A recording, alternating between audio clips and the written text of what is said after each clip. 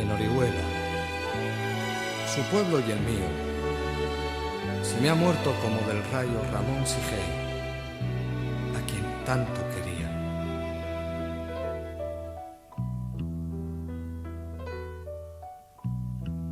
Yo quiero ser llorando el hortelano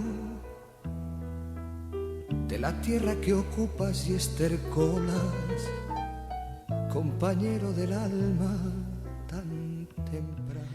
Diumenge la ciutat d'Alacant va commemorar el Dia de la Memòria Històrica i el Dia del Record i homenatge a les víctimes de la Guerra Civil i de la dictadura. Coincidís amb l'aniversari de la mort de Miguel Hernández, poeta Oriola compromès amb la llibertat, Helena.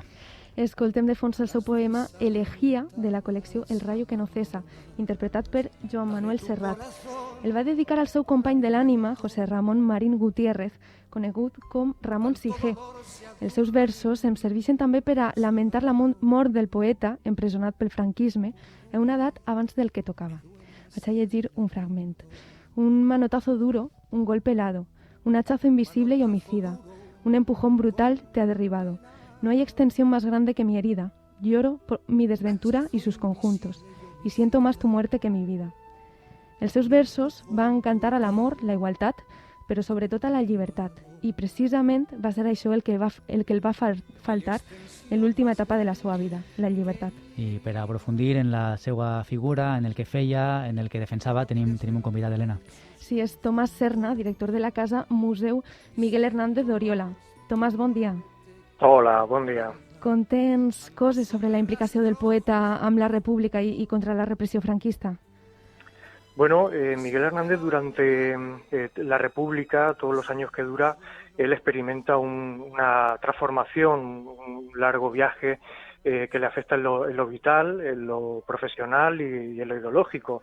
Desde el punto de vista vital, pues mencionabas a Ramón Sigé, él vive la muerte de Ramón Sigé, vive también el asesinato del padre de Josefina, que es guardia civil en Elda, y es asesinado con 5 compañeros más, y Miguel se tiene que encargar de ello.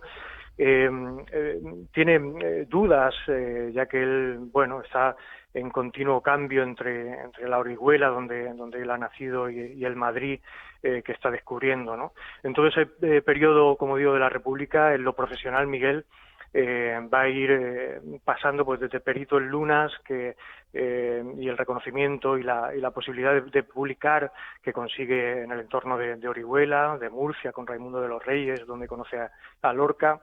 Va a ir progresivamente acercándose a ese Madrid de la generación del 27, los años, sobre todo ya 34, a partir del segundo viaje que realiza, conociendo pues a María Zambrano, a Pablo Neruda, y en ese entorno es en el que Miguel va a conseguir, por ejemplo, participar en las misiones pedagógicas, gracias a Enrique Azcoaga. Y bueno, en esas misiones pedagógicas, sobre todo por tierras de Salamanca, pues Miguel va a seguir desarrollando una cualidad que él tenía a la hora de recitar sus versos. Es casi podríamos llevarlo a un juglar que está recitando verso y va sacando una granada, saca un melón, utiliza un panel donde de forma muy didáctica va expresando. Entonces, esas misiones pedagógicas le van a ayudar mucho a Miguel a expresarse y a ir avanzando, como decía, conociendo pues a Vicente Alessandre, en Belintonia, avanzando en lo que será el rayo que no cesa, y llegando a conseguir que, por ejemplo, el rayo que no cesa pues sea una de las novedades en la Feria del Libro de Madrid del 36, ¿no? Hay un acontecimiento que yo creo que determina mucho la posición de Miguel en todo ese caminar que va a ser cuando él ya en septiembre del 36 se enrola en el 5º Regimiento como un soldado más.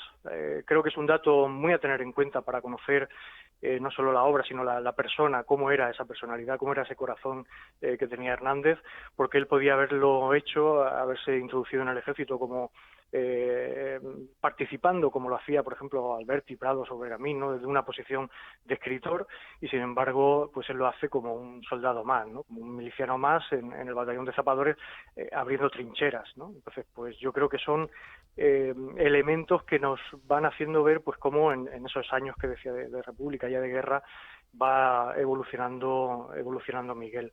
Hay un momento en el que él es sacado, ¿no?, por decirlo de algún modo rápido, de ese batallón de zapadores, lo llevan a lo que llaman el batallón del talento, y hay un fragmento de una carta que le escribe a Josefina que yo creo que resume muy bien cómo Miguel va pasando o va adquiriendo una posición cada vez más visible y más notoria, ¿no? Miguel le dice a Josefina, en una carta le dice, algo así, dice, no hay peligro para mí, menos ahora, soy el comisario político. 2 días después sigue escribiendo esta carta y le dice, resulta que me han nombrado ahora comisario de guerra, a lo mejor cuando recibas esta soy general, ¿no? Es decir, cómo él va viendo y va experimentando un poco toda esa evolución que le llevará, por poner un punto un poco más adelante, no ya en el 37, pues a representar en la delegación española que va al 5º Festival de Teatro Soviético en Rusia, pues va Miguel Hernández, ¿no?, representando al teatro español. Passa la guerra i la primavera de 1939 el van detindre mentre fugia cap a Portugal. Escoltem una entrevista, Tomàs, i ara la comentem, de l'arxiu de Radiotelevisió Valenciana al seu biògraf i professor de literatura a la Universitat Miguel Hernández d'Elx, José Luis Ferri. Cuando llega y vende, lo único que tiene para vender, para poder comer, que es el reloj que le había regalado Vicente Alexandre, y el traje con el que se había casado, que lo llevaba en una caja, con la mala fortuna de que el hombre que le compra aquel material, duda, recela de que sea suyo y lo denuncia por ladrón a la policía salazarista, ¿no? Y de ahí a Rosal de la Frontera, y en Rosal de la Frontera la mala suerte, otra vez el signo trágico, de que uno de los guardias civiles que está en el puesto es un guardia civil, es un paisano de Miguel, del pueblo de al lado, de Callosa de Segura, un tal Salinas, que lo reconoce y dice, no, este no es un ladrón, no es un español que se dedique aquí al comercio ilegal, sino que es Miguel Hernández, el poeta de la Revolución, con más insultos, ¿no? Y ahí le hicieron orinar sangre de las palizas que le dieron. Y le empresonen. Bueno, me alegra muchísimo escuchar a José Luis Ferri. La verdad es que aprovecho para saludarlo, para mandar mi reconocimiento a tantos profesores como Ferris, pues Carmen Alemani, Rovira, aquí en la Fundación Cultural Miguel Hernández, a Aitor Larravide, que trabajan por la obra, por hacernos conocer mejor la obra y la vida de Miguel. Yo creo que el testimonio de Ferris es muy claro en el sentido de lo del reloj, es muy significativo, porque además es uno de los pocos regalos, por decirlo así, que recibe Miguel, además de un gran amigo de Vicente Alexandre, que quería muchísimo a Miguel. Una vez fallece y es enterrado, sigue colaborando económicamente, ayudando a su mujer, a Josefina, y a su hijo, ¿no? Entonces es un testimonio que yo creo que es clave también ahí, pues para ver un poco esa evolución que decía anteriormente, ¿no? Como ese posicionamiento y cómo de repente todo cambia, ¿no? Todo empieza un rosario de càrceles, ¿no? Que, bueno, sabemos cómo acaba. Se'ns van acabant els minuts a nosaltres també, però abans m'agradaria escoltar a la seva nora, Lucía Izquierdo, també de l'Arxiu de Ràdio Televisió Valenciana, que parla de Josefina Manresa, la dona de Miguel Hernández, que va ser clau a l'hora de preservar l'obra del poeta Oriolà. Ella ahí estuvo también un tiempo, unos años, con mucho miedo, muchísimo miedo, porque andaban buscando a ver de tu marido qué hay, qué es lo que hay, que sabemos que hay. No sabemos quién los mandaban, ella nunca lo supo quién mandaba a la Guardia Civil a su casa, y le rompían todo, le rompían colchones, rompían todo, a ver dónde estaban los manuscritos. Y Josefina te la veías correr con aquellos manuscritos metidos en sacos, eran costales de harina blanca, ¿no? Costales. Yo he visto algunos, y me decía, mira, en estos sacos yo trasladaba en los manuscritos de mi marido a casa de familiares y primas lejanas, hacían hoyos en el patio, en el que entonces los corrales y todo eso eran de tierra, hacían hoyos y los metían ahí dentro y ya está, y se iba. Y dice, yo rezaba que por Dios no lloviera una tormenta, cualquier cosa no se desencadenara, ¿no? Entonces sí que hubiese sido terrible, porque si hubiese llovido, eso se hubiese destruido totalmente, ella por protegerlo. Y así lo estuvo protegiendo durante años. Ens hem quedat sense temps, però m'alegra que hagin pogut escoltar-te a tu, Tomàs, i a aquests dos fragments que ens recorden la vida de Miguel Hernández. Unes últimes paraules per animar a la gent a visitar el museu?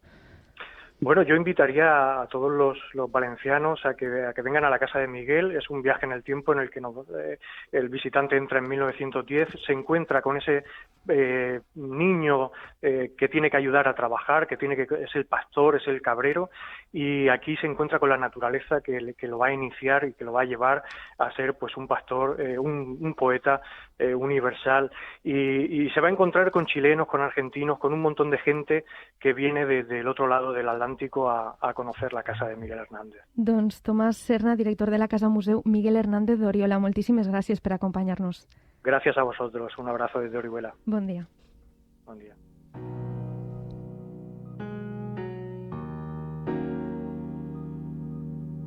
No cesará este rayo que me habita. Elena Tamarit, gràcies també a tu. La setmana que ve tindrem més memòria, un contingut especial que ja desvelarem. Ja els avançarem, però espereu-vos un parell de dies, que estem encara tancant-ho. Gràcies, adeu. Bon dia. Donde el metal más fresco se marchita. No cesará esta terca estalactita de cultivar sus duras cabelleras como espadas y rígidas hogueras hacia mi corazón que muge y grita, hacia mi corazón que muge